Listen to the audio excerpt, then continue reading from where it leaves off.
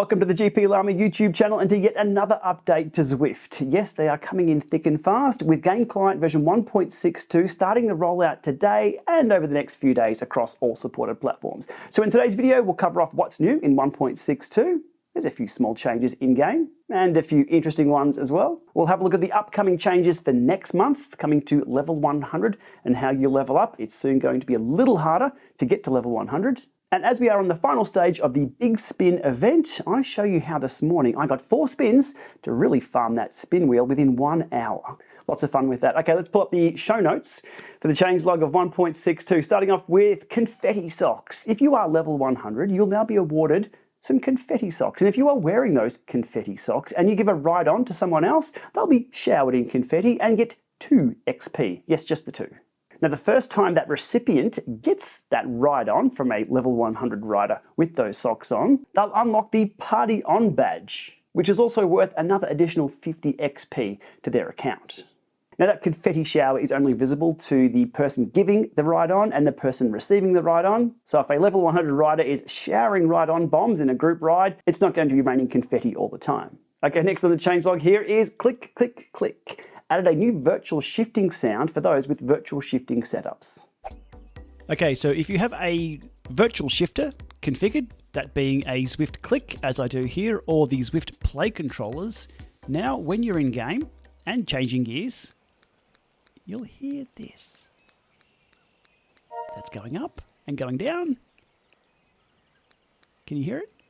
It's very, very subtle.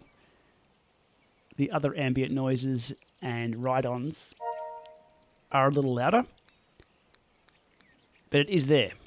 Now, depending on which world and environment you're in, it may be almost impossible to hear those gear changes, and I'll stop talking so you can also not hear the gear changes. Did you catch that? Nope. And again.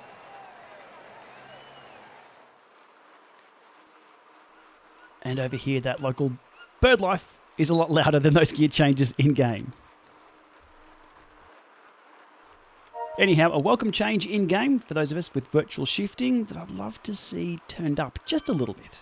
Now, it wouldn't be a real game update without changes to the streaks and streak screen. In 1.62, the streak bonuses, which used to happen twice per week, only happens now once a week on that first ride during that new week. Now, the bonuses remain the same, so week number 1 plus 300, week number 2 plus 400 XP, week 3 and subsequent weeks, the streak bonus being 500 XP. Zwift also state that arriving in Zwift Game version 1.62, the ride streak screen will only be shown once per week when your streak increases or you start a new streak. That was getting a bit prompty, I think I mentioned that in one of my previous videos. So now that information is only displayed when it needs to be. Now, similar to the information that was shown on that streak screen that popped up after every ride, is some information provided now on the ride report screen indicating what level you're on and how far you've got to go until your next level up. Now, in a previous video, I did a mock-up putting this information on the home screen. I think Zwift are one step ahead, putting it here in the ride report, which is a much better place for it. Okay, that takes us to the last 2 of the main section here in the changelog. Improve the look of tiles on the edges of the home screen and added missing workout localization to the HUD and workout dashboard in-game. I believe that's language localizations. And the last 2 updates are platform-specific. One for macOS fixed an issue that could cause a yellow line to appear across the roadway when using 2015 and earlier Mac devices. And on Apple TV, a regular complaint that hopefully is soon being completely ironed out. Fixed an issue that could potentially cause users to be logged out or reset their game settings after an update. Okay, so that's the main changelog taken care of. Let's look at the changes to XP and leveling up that are coming in early May. Now, the information we have on this is provided on the Streak and XP leveling adjustments post on the Zwift forums, which I'll put a link to in the video description below.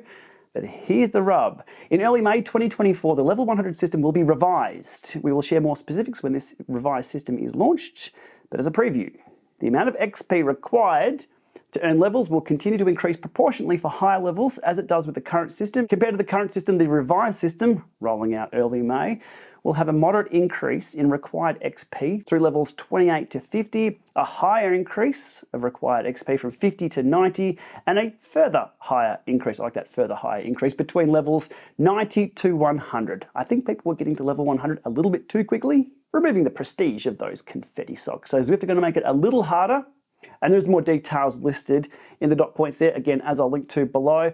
In a nutshell, what you need to know is for Zwifters, the XP required to reach the maximum level 100 will now be 1 million XP. I believe in the past that was 590,000 XP. Now, leveling up to level 100 is still going to be faster than the previous level 60 system, but slower than it is right now. So I think Zwift are just balancing the books on how many people are getting up to level 100 very, very quickly, and just wheeling things in a little bit. And finally today to one of the most popular events we've seen on Zwift in recent times, and that is the Big Spin.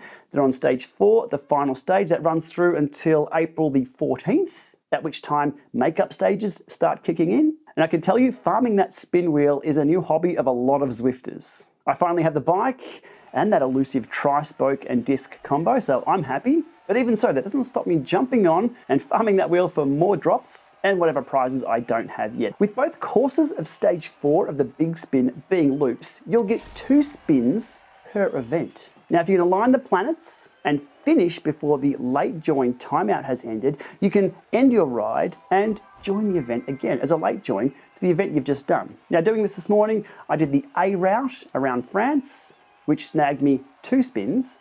And then I was able to late join the B event in Paris, and somehow the planets did align and I had 3 spins after my initial 2 spins on the French course. Now, if you are doing the late join game, there's definitely a community of riders who you'll pretty much join in the last few minutes of every ride, and there'll always be someone to drive the front to make sure you get across that finish line to have time to rejoin again until that timer runs out. It really is a lot of fun, and I do expect Zwift to limit the late joins or reduce that late join timer in the near future. There's a lot of people getting a lot of bonuses with this farming method. Alrighty, we'll leave it there for today. That's been Game Client version 1.62 for Zwift and all the changes involved. A preview of the changes taking place next month to get to level 100. And a friendly reminder to jump on and do the Big Spin, stage 4, 2 spins per event, plus those late joins. Don't miss it. That tri-spoke and disc wheel combo is definitely worth it, because they did fix the slowness of it in the last update. It actually rolls pretty well now. Okay, as always, if you found this informative, give it a thumbs up, hit subscribe to be across more videos on this channel, and we'll see you soon.